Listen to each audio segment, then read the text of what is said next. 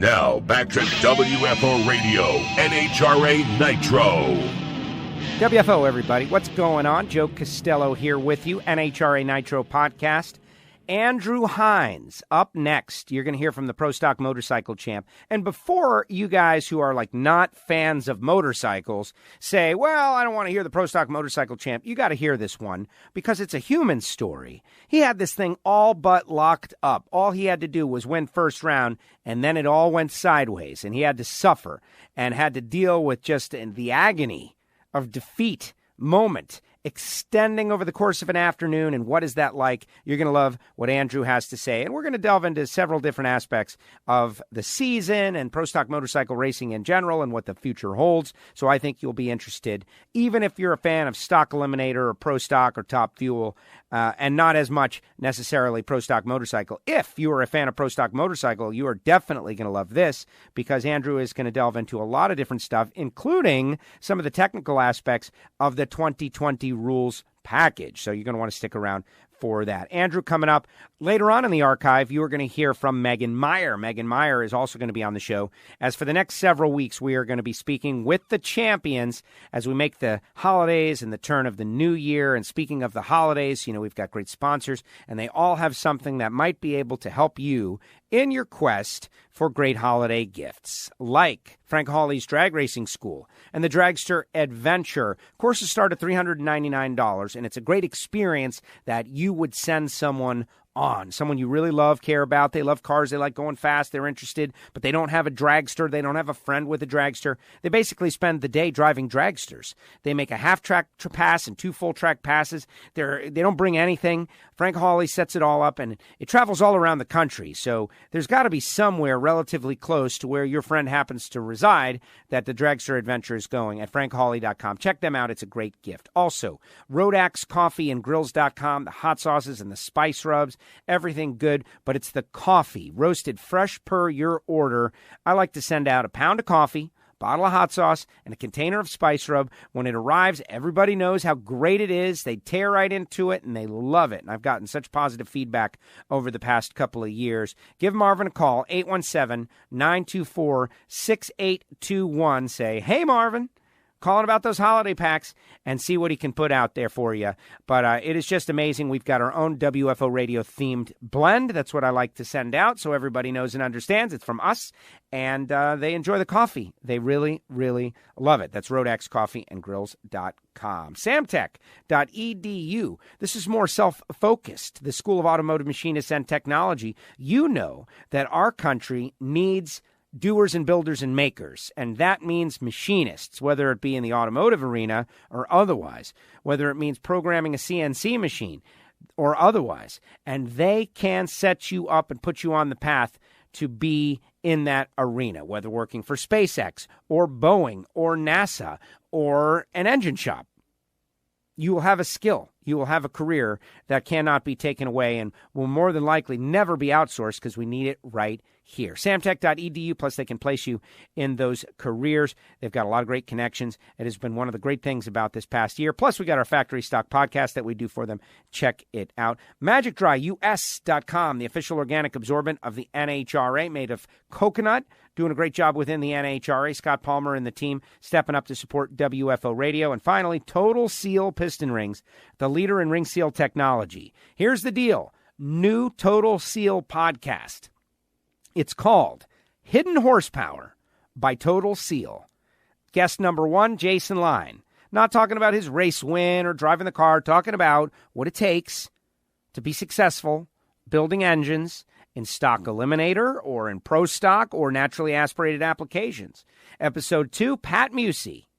Pat Musey talking about giant 900-plus cubic inch nitrous oxide engines or a nitrous oxide-assisted engine in a small block Chevrolet, say. You're really going to enjoy it. I definitely would love you to check it out. Hopefully write a review, subscribe to it. Hidden Horsepower by Total Seal, the new Total Seal podcast. Really, it's part of making sure everybody understands that Total Seal fits the rings for pistons in all forms of racing and over-the-road cars as well. TotalSeal.com.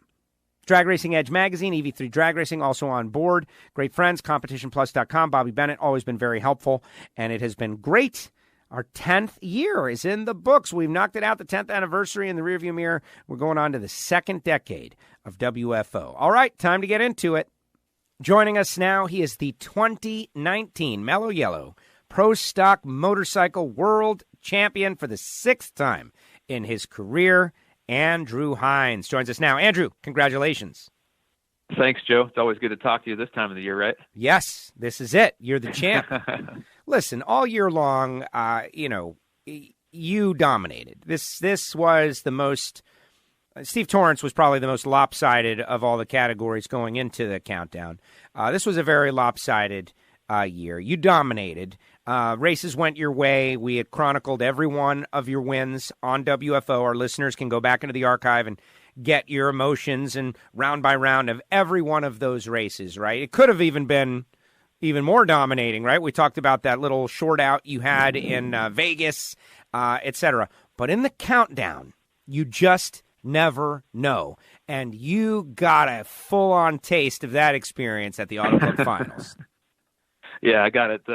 Not just there, but kind of all the way through the countdown. Just couldn't quite hit that home run that we really wanted to. But man, that final round of Pomona, the first, I should say, the final day, that was just I said it in my championship speech in front of everybody when we were all dressed up in our monkey suits and all that stuff. But I said this is probably going to set the new standard for what can happen in racing. What can go wrong.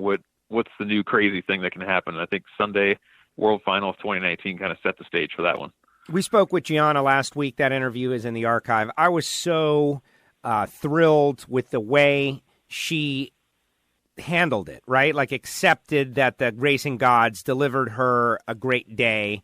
And, in many ways, she never said something like, oh, I didn't deserve it, because she deserved it. She went down the racetrack. That's the sport. You get to the finish line first 4 times, you're the winner, regardless of what's happening in the other lane. We all know someone that had 4 red lights against them over the course of the day. Maybe we were the recipients of it, and that win counts just as much. We see it in other sports as well. But just who knows? That's what drag racing is all about, right? You got to show up to the starting line. This past week, I went bracket racing, and my dad says, you probably really don't have a chance to win here this week. I was like, no, that's not true. I got an example of you got to go down the racetrack. You never know what's going to happen. Now, he was right. I did not win, but what a day. Yeah, I saw you got walloped there second round. Yeah. I was in a tough, thank you for noticing. I was in a tough spot because I never got to really push the tree. Right, because my first run was in eliminations. I wanted to turn it green. I came up 60, and so second round I was like, well, what do I do? Do I push the tree? I really don't want to go red here. I want to give myself a fighting shot, especially after being the recipient of a red light first round. So I just went right back, hit it same way, came up 60, and 60 again. The kid's a track champ, and he just he thumped me. But that was my best strategy, I felt, at that moment in that circumstance. Well, hey, when you lose to the track champ at the final race of the season or whatever it is, it's not too bad. So that's pretty good. Well, exactly. I'm feeling like if I have a couple of weekends in a row, I could shake off all the rust and be there competing. But we're not talking about me. We're talking about you. For me, Andrew, I like to talk about negative experiences as a way of leading to the positive experience, right? Like you suffered in that final race. Like that had to be as sickening an experience as any one person can feel in competition, right? It's something that is generally fun, but you were flirting with the ultimate agony of defeat moment. Yeah, that was absolutely agonizing. I mean, from the time first round when I saw the yellow stay on, when I ultimately backed out of the beams first round, it was just absolute agony. Like you said, I popped the clutch after I saw the yellows come on, and I probably a bad thing to do as a racer, but I actually closed my eyes, looked down at my gas tank while the bike's still accelerating, and I just pushed the button all the way up to 5th gear and said, I need to look where I'm going. But that was just how defeated I felt at the time. It was like I just wanted to bury my head in the gas tank and just crawl away from everybody, and took my shut off early and took my time rolling to the turnoff, thinking like, maybe if I take a long time, the race will be over, everybody will be gone, and this day will be over. That's how long I wanted that roll to the turnoff to be. It just very disappointed in myself and what I did, and just took myself out of what I had done all season long with my racing aspect, and I totally flushed it, and just did not make the right racing call for Sunday for myself mentally. And I paid the price for it. I was sick nearly all day long. And then as the rounds went on and people started dropping like flies, it was just, I didn't want to get overly excited at any one of those rounds thinking like, hey, what's going to happen here at the end of the day? I was prepared for a total letdown, but my team was there supporting me and making sure that I wasn't going to go find a cliff to jump off of. But we just stuck around and hung out and talked about good times and hung out with family and kind of let the racing play out as it could. And ultimately at the end of the day, we're all standing there with our jaws on the ground. Well, exactly. And I like to take positive personal experience out of my adventure in the NHRA, right, in which I can share some of them and others not. But I remember watching Mike Mullaney on the starting line, and I forget, it was maybe when Matt Smith broke, and he was not deterred, right? He could feel that you guys were still in it. And I like to think about the guy in the dugout who is firing up the guys, even though you're down by 10 runs and it's not over, because it's not over. That's the kind of attitude that you've got to have on a championship team. And he was that guy. And when he was so fired up, it was almost as if, hey, this is not over yet. The cosmic forces, you never know what they're going to serve you up. And, of course, in the end, you became the champion. Now, you said it in the media center and you said it in your championship celebration, but tell the WFO radio audience about the moment where you realized you were the champ, because it's cool. You gave a version, and then Declan gave the real version to the folks in the media center, right? Like that you were listening. You were back at the trailer. You weren't even on the starting line. You didn't want that I hate to say it, the Doug Coletta, the run kind of moment out there. You were hiding out a little bit, but take us through that. Yeah, that's exactly how it was. I didn't want that Doug Coletta moment. I mean, I was back when the run happened years and years ago. I was standing on the starting line. My heart just fell for Doug Coletta. I mean, the look he had on his face, and my situation wasn't going to be like that. Jerry just had to make a run to the finish line, and he was going to get it. But Doug's deal back with Tony Schumacher and the run, that was something that I'll never forget. But I didn't want to be, unfortunately, I didn't want to be that guy down there at the end of the track feeling that pain. I just wanted to be hanging out with my crew at the trailer and kind of experiencing our last day at the races in 2019, and that's where we were. So ultimately, Angel actually said she was the most positive all day long, but before the final, she's like, he's got this. There's something that's going to happen. So she went and set up her phone over on our hospitality table, shooting back at our trailer of us just all milling around.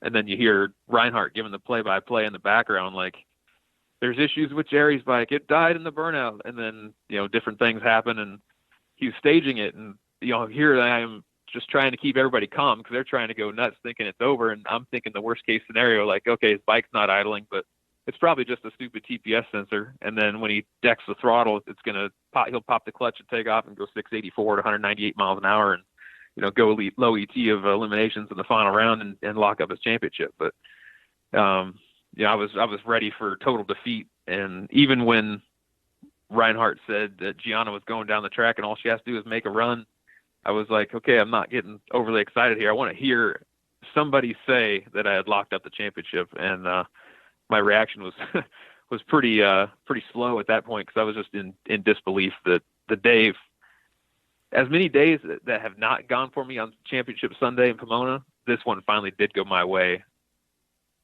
with total outcome. It was a heartbreaking day to start the day, but at the end of the day, I've been in that situation twice before where I've had issues in Pomona, and whether it be bike problems or another red light, 2007, 2010.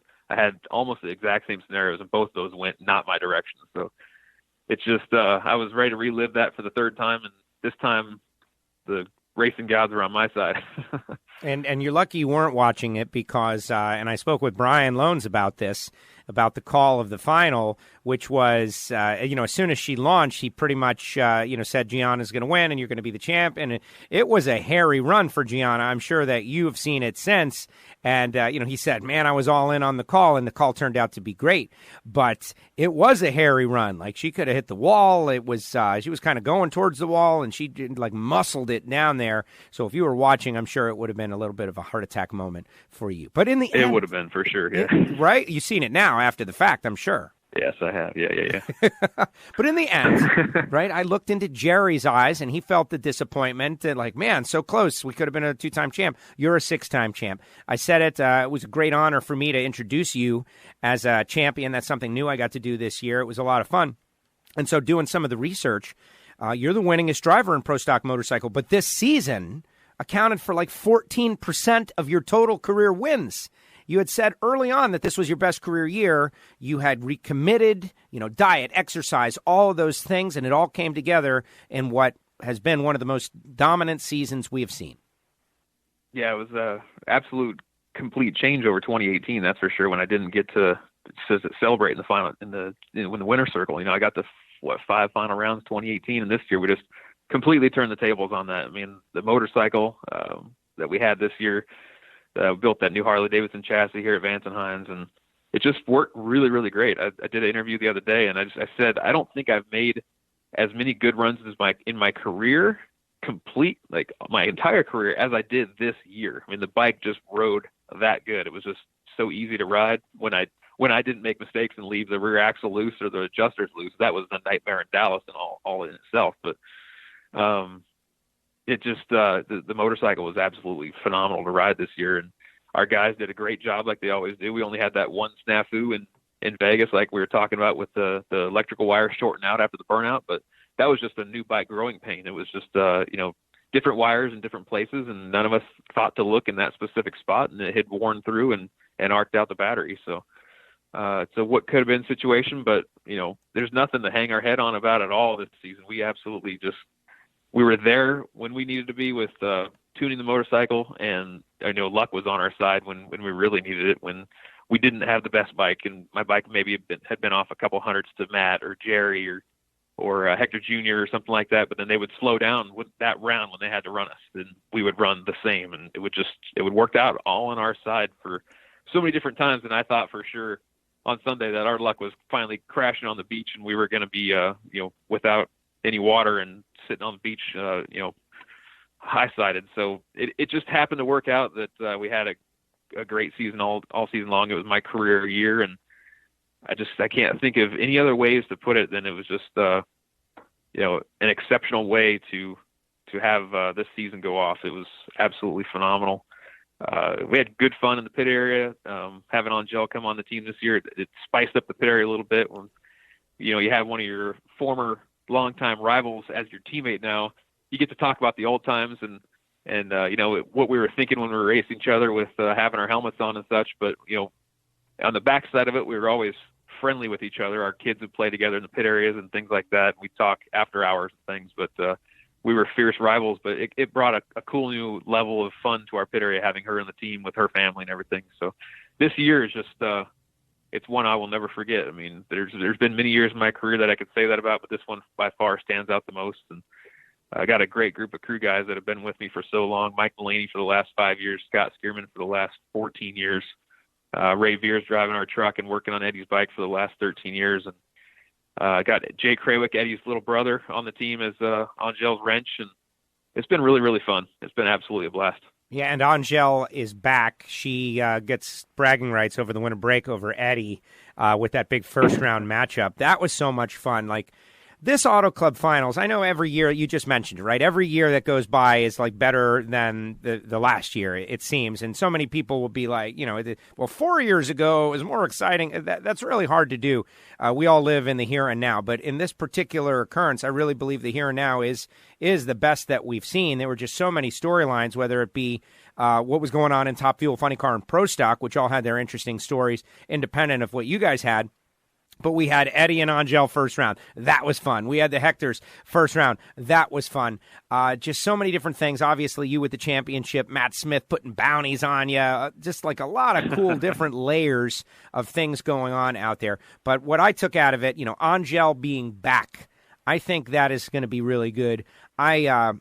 You were kind enough to give me some insight early in the year to the things that she was fighting. And I drew the analogy to a player that joins the New York Yankees, right? And they want to do so good, and they push so hard, and they get out of what they had done to get there.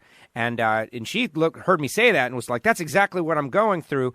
And yeah, it's like the curse of the pinstripes, right? It is. And some people can't. What they call it. Some people can't deal with it being in the white hot spotlight of being on a team like that. And there are other teams in the world that have that experience. I would imagine that's what you guys are for Pro Stock Motorcycle. Oh my gosh, Harley Davidson, like Harley Davidson fans, Vance and Hines, I am there. All of a sudden, I want to be so good.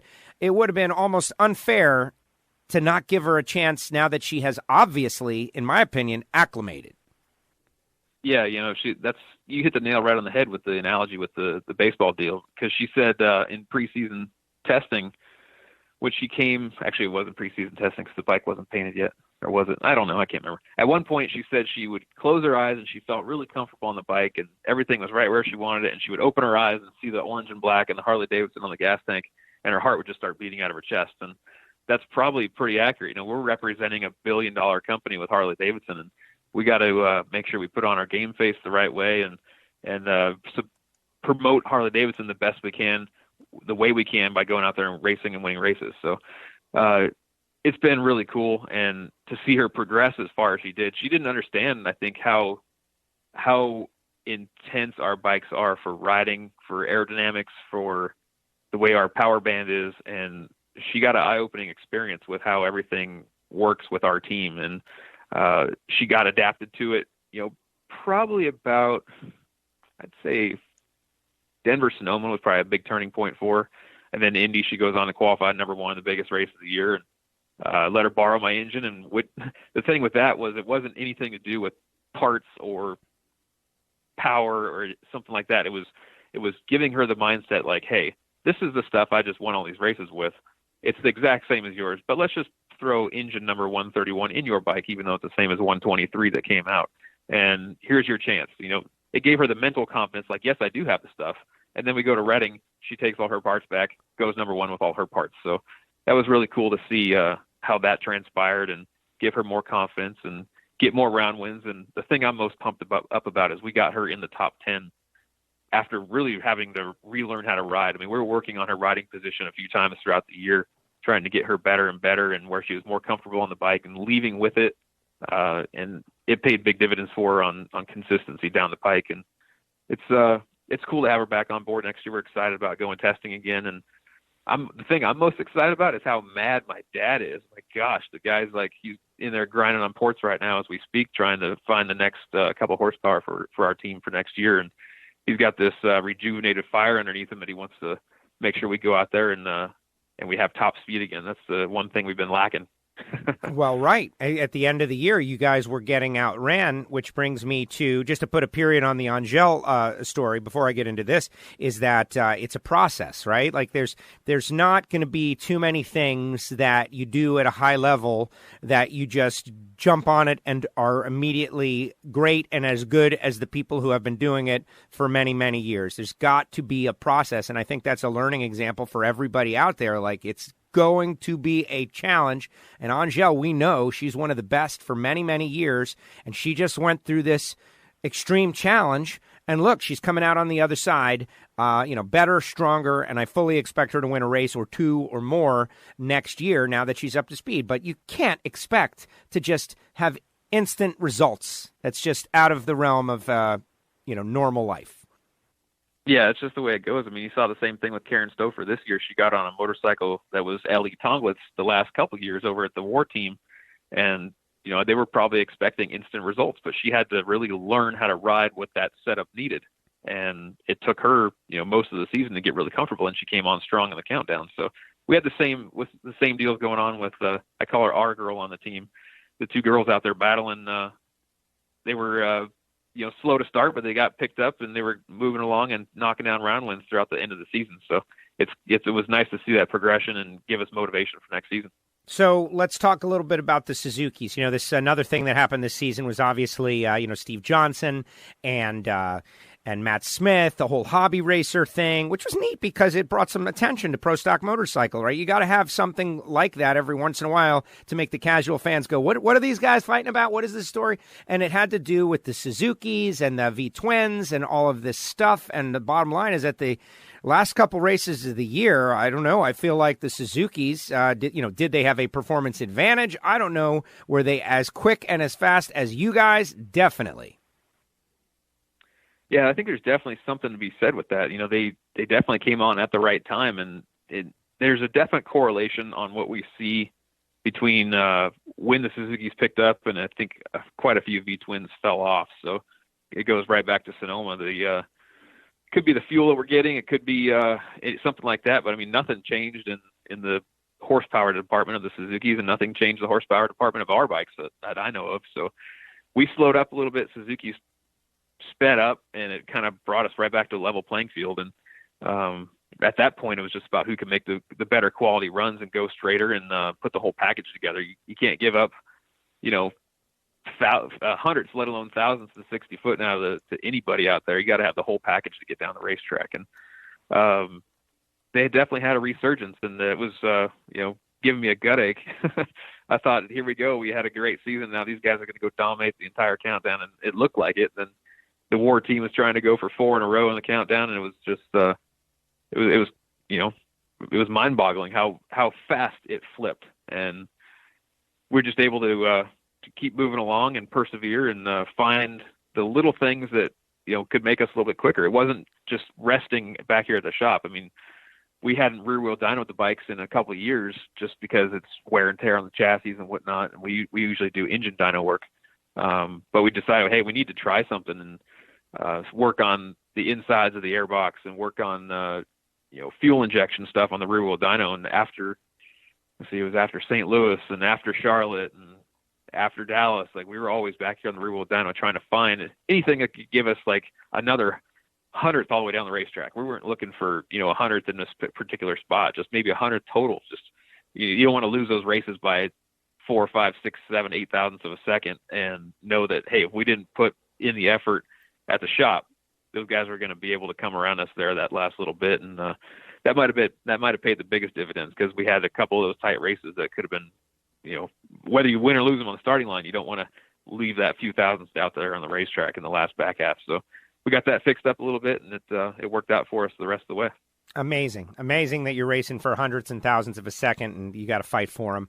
What can you tell us about the 2020 Pro Stock Motorcycle situation? I know you are working on your program always, but it is my understanding, but I haven't heard anything official necessarily about maybe some rules changes or allowing some things that weren't allowed in the past in terms of number of valves, etc. I know there were some things bantered about. Certainly, if they're not official and you can't talk about them, don't talk about them. But if they are going to happen and I'm just not aware of it, please tell us, that kind of deal. What can we expect out of 2020 Pro Stock Motorcycle building upon this great season we just had?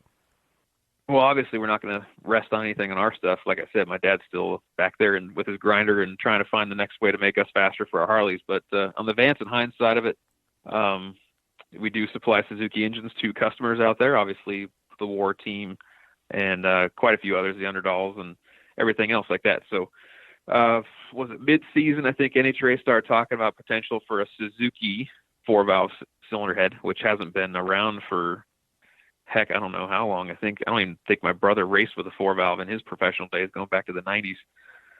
So I think he might have tested with one in the early 90s, but those kind of went by the wayside a long, long time ago, and everybody's been running 2 valves. And NHRA has allowed Suzuki the 4-valve option for next year, so you have to have an approved cylinder head. There's certain deadlines and things that need to be met in place, and at Vance & Hines, we are working on one for our customers, and that's my side project. So I do CAD engineering for our shop here at Vance & Hines, and it's just a matter of picking away and making the CAD file look exactly like I want it to, and get everything in the works and get one out there for our customers for 2020. We're not sure when it's going to hit the track. We have deadlines set in place by NHRA that are there, so we know certain criteria we have to meet along the way, and that's where we stand on that. So it's a long process. There's it's not just one piece. There's lots of multiple parts in the cylinder head that need to get procured and made and sourced, and it's a nonstop nightmare here in the last month or so trying to get this going. But got to do something to keep our customers happy as well as keep our race team happy. So if we make them faster, then we get to work harder and go faster. And the ultimate goal is I want to see 200-mile-per-hour runs up on the scoreboard in pro stock motorcycle all the time, not just a couple people doing it here and there randomly. We need to see motorcycles going 200 because that'll get the fans way more involved. I totally agree, and I'm glad. First of all, thank you for giving us the detail on that. And I can imagine that you guys have a great challenge, and you can't have one or two of these things. There's going to be demand, and people are going to want them, and you're going to want to sell them. And everybody with a Suzuki is probably going to want to dive in on this as immediately as possible.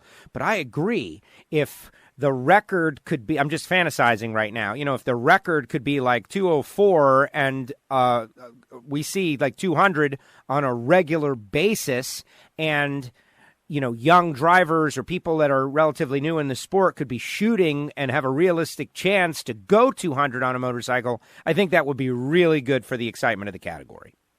Yeah, it would be nice to have those runs where it's like, oh, they didn't go 200 that time. It's like, see the class, evolve to the point where we're running 670s at a lot of these racetracks going 200. I think, our bikes are more than capable enough stopping in all the tracks we have there for that distance. It's not a problem on that aspect. And it's just the next evolution of the class. It's time for them to get something. For years, it's been weight moving around on the V-twins, and Suzuki's been kind of stagnant on weight and the cylinder head design and things like that. And they're pretty much maxed out. They've just been getting it's just been CC changes and, going back a decade ago. So now it's just time to evolve into the future that was 15 years ago is just finally coming back around for pro stock motorcycle in Suzuki world. Which is great. And, I think about like MotoGP and all the other forms of like Grand Prix style motorcycle racing. Not that I'm the most knowledgeable. You guys, you and Mike Mullaney were showing me some, I don't know whether what the sanction is, but there are a lot of really quick and fast motorcycles out there in the non-NHRA pro stock world. With power adders and all kinds of craziness. I do think we need to turn up the wick a little bit on these bikes. Yeah, these things are they're still refined, and you're making 360 horsepower out of these four cylinders, 370 horsepower, and you're running 670s at nearly 200 miles per hour on some of these bikes. And the ones that we're talking, like you were mentioning, the power adder bikes that are over there in the no wheelie bar world, they're running 630s at 230 and absolute lunacy on those part. But our class is all about finesse. It's not about taking big swings and having people slow up a tenth or two from run to run because it wheelied or something. This is decided by thousands at every increment all the way down the racetrack. So it's a finesse and rider sport. It's easy to go fast in pro stock motorcycle. It's hard to go really fast. That's what we talk about. Eddie and I talk about all the time, especially with Angel this year. It's like, yes, you're doing a good job getting the bike down the track, and you can see that you ran a competitive time, but there's 200 to 300s left in it if it's ridden the correct way. So, that little bit of time, in the bracket racing world, right, 200 or 300s is huge. If you had that, you're loving life. So, heads up stuff the same way. It's just you gotta make those quote unquote picture perfect runs that none of us have ever made, but you try to do that every single time. Interesting. Now, listen, I could talk all day. I know you're busy. What about the winter break? Okay, this is the last time we're going to speak, more than likely, before the holidays, Thanksgiving in the rearview mirror, Christmas, New Year's coming up. I know you guys are working, but you've got to be trying to make some time to do some stuff at home with the fam. What do you guys got planned? Oh man, my wife, she had a big birthday here last year, and for that specific birthday, she wanted to decide to really run us ragged. So she signed us up for the Disney Marathon weekend. It's called the Dopey Challenge. We've been big into running here the last 5-6 years and doing half marathons around Indianapolis and Disney World and Disneyland and all this stuff. So this Disney marathon weekend is it's in early January. It's like the 9th, 10th, 11th, 12th, something like that. That whatever that weekend is in January. And we're going to do a 5K on Thursday, a 10K on Friday, a half marathon on Saturday, and a full marathon on Sunday. So this is kind of her bucket list thing she wants to do. So we've been prepping for that and running, I don't know how many miles here in the last couple of months on treadmills and outside in the rain and working out at Orange Theory Fitness and just trying to, get my whole body in shape. And that's the extent of my vacation, is go torture myself. You just made us all feel like losers. No, really. Like, sorry. what are you going to do for the holidays? I hope I don't feel like a loser come Sunday. Okay, but like, I don't know about this stuff. I know there are people that run. I know that you like to run. I get it, running. I tried running. I wish I could run. I just, the slamming my skeleton into the ground over and over again hasn't worked out for me. But did you say you're going to run 4 straight days, 5, 10, half marathon, and full marathon all in a row? Do people do that? Is that possible? Yeah, that's why it's called the Dopey Challenge. We're all dopes for it, but no, it's something that she wanted to do for her birthday and cross us off our list, and then we can go back to just doing the single races here and there instead of a grueling 4 days. So it'll be fun. It's just gonna be the first couple of days will be easy. 3 miles and 6 miles, that's nothing. And, even the half won't be too bad. But doing the full after doing all that stuff is gonna be torture. So. Tanya, what are you doing? What is this? Yeah, we're not trying to set records by any means or even personal bests. We're just going out there to have fun. My cousin's husband's going to come with us. Her and my cousin and her husband are big supporters of me and live in Vegas and come to Pomona and Vegas every year. They're like our vacation team. We always go vacationing together, and this time we're going to go torture ourselves instead of going on a cruise. So you're going to you're going what, Disney World in Orlando? Yeah, Disney World Orlando. That's January 8th, 9th, 10th, 11th, 12th. Do you even get to hit the parks? Like, do you get to have fun on this trip at all, or do you get to eat? Like, we'll have a little bit, and then we always do the Epcot around the world stuff, so we'll go have some good food and things like that. But this is going to be more of a business trip, I guess, per se, instead of a fun trip. Right. I was going to say, you got to do Galaxy's Edge. Yeah. They just opened a new ride down there, the Star Wars thing. Okay, one more question about the running now, just because. Like, all right. What do you think about? Like, you're running, okay? Like, some would say running is boring, and like, okay, now you're in a groove, right? You're grooving. You're running, and you've got a long way to go, and you're running, and she's running, and you're running, and there's people running around you, and you're running, and now your body is kind of, in my mind, would hopefully be on run mode, autopilot. So what's going on inside your head? What are you thinking about? Well, that's absolutely what happens is autopilot. Like, my struggle mileage, like, but when I get going, doesn't matter if I'm going 5 miles or 15 miles, my struggle is from 1.5 to 2.5. Like, that mile it kills me. That's just when you're starting to feel it and it just starts hurting, and then just try to push through it. And I really, honestly, I think it's probably when I do more of my racing thinking than anything else. And like this cylinder head that I've been designing, like I just envision SolidWorks world in my foreground, and that's what I'm thinking about. Luckily I don't run off curbs and things like that, but after that mile 2.5, it is kind of like autopilot, and especially after like mile 5, your legs are just kind of numb, and you're just kind of moving along with what your brain knows how to do, and forget about the pain, and everything kind of goes numb. You stop feeling your feet, and it's really not too bad. So as long as I can get past mile 8 where my knee starts hurting, it's usually not a problem there either. But it's just like drag racing. And I put my helmet on, and I get calm, and everything kind of slows down. That's how I am when I run too. It just kind of everything fades away and just keep moving. Wow. Very interesting. Thank you for that. I had a recent experience this year with running. I've never been able to run. And one day I tried, let me run. And I actually was able to run farther than I had ever run in my life. And I had my second wind and my third wind, and I was going. And then I got to this point where I was amazed. Oh my gosh, I can't believe I'm running farther than I've ever run in my entire life. And then I started to think maybe I shouldn't run this far. Maybe I'm going to have a heart attack, Andrew. Like, maybe my heart's ready to explode. I don't know. I've never run this far. Maybe I should slow down. So I ran a little bit further, and then I started to walk. And the next day, I went and got the car, and I was like, I got to see how far I ran, man. I had to be really far. And I you retraced your steps. I retraced my steps. I had run 1 mile. Oh, boy. 1 mile. And so I can't, it's just one of my things that I'm not there on it. I can't do it. But whatever. Not for everybody, but 1 mile. It works for me, and it's fun. It's just it's one of those mind-numbing things. You just keep going and going and going, and it just works.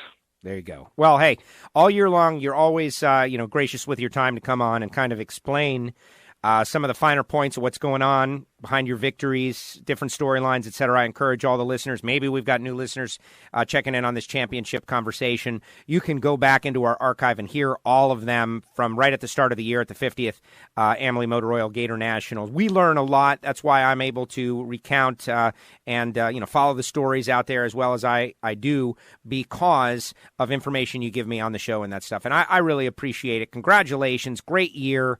Great season. I'm looking forward to next year already. Enjoy your, dopey weekend. I hope you make it through. I have no doubt. But thank you for always making the time for us, and congratulations on your 6th World Championship. Puts you in absolutely rare air among NHRA's absolute elite. 6 or more is just so rare. Congratulations, Andrew.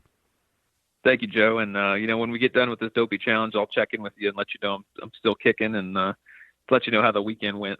Yeah, well, right now, honestly, my brain tells me there's a 50-50 chance of survival because there's no way that could happen. Come on. 4 days in a row, ending with the marathon? Yeah. Do the marathon the first day. Nope. We're going to save it for last. Yeah, they want to save it for last. That's why you just work your way up to it. But we'll be with thousands of people and friends and family. It'll be a good time. Yes. No, I know. You guys will have fun. All right, Andrew, congratulations. Happy holidays to you and the fam. Please say hello to everybody over at Vance and Hines, all the guys, Eddie, Angel, Mike, Scott, everybody. Please say hello and happy holidays, and thanks for always supporting WFO. Yep, thanks, guys. Thanks, WFO, and all the WFO fans. Happy holidays to you as well. Thanks, Andrew. Andrew Hines with us here on WFO Radio. The 4-valve per cylinder Suzuki sound interesting, and I love what he has to say about 200-mile-per-hour pro stock motorcycles, and I couldn't agree more. Things need to evolve. Stagnation equals death. That is what we have seen in our relatively short lives, meaning, drag racing, motorsports, even us as people. If you continue to do the same thing, I like to live by cliches, right? Like what? If there's a cliche for it, it's probably true. Whatever you wanted to think about over the top end. And if it's not exactly true, enough people think it's true for there to be a cliche, right? And if you are doing the same thing, you're going to get the same results. There's one, right? If you do not move forward, you die. There's all kinds of them out there. And I really think that a class like Pro Stock Motorcycle needs to evolve. And 4 valves per cylinder on the Suzuki sounds interesting to me. I would love to see the bikes go quicker and faster. Doesn't have to be a lot, but it can be a little. And they have been in place for a little too long. Things cannot stagnate. That is the point. And it looks like Pro Stock Motorcycle is going to continue to evolve. That is great. Thanks to Andrew for coming on the show. Bummer that he had to experience that kind of heartbreak or anxiety over the final day of the season as opposed to a championship coronation. But those racing gods, man, they have a sense of humor, and they're not just going to give it to you. Thanks to Andrew for coming on the show. The winningest Pro Stock motorcycle racer in history, now 6 championships, ties Dave Schultz. Just amazing. There are more champions in the WFO archive. You're going to hear from Megan Meyer. You're going to hear from Allison Dahl, Steve Torrance, Robert Height. They're all in there. Subscribe on Apple Podcasts, Spotify, wherever you get your podcast. Hopefully write us a review. Stay tuned. More coming. WFO. WFO! The views and opinions of the hosts, guests, or callers do not necessarily reflect that of the station ownership, advertisers, or agencies. I love WFO Radio. Oh, yeah.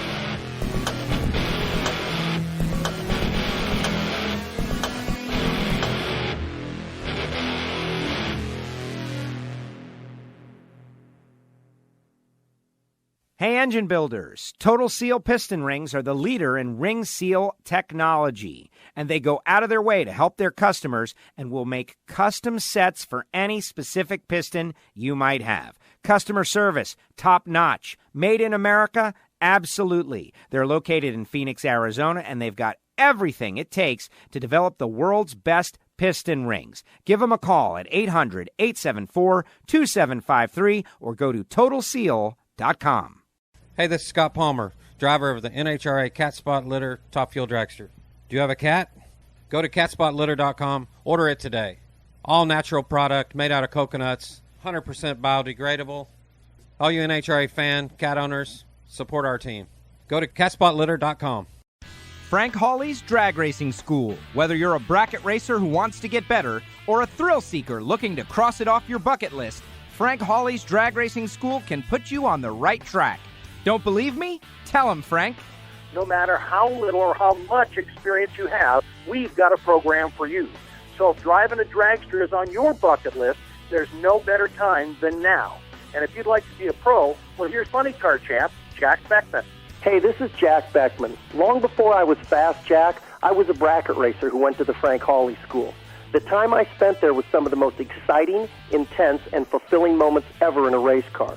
I feel the curriculum Frank developed greatly helped me win not only the Super Comp, but also the NHRA Nitro Funny Car Championship.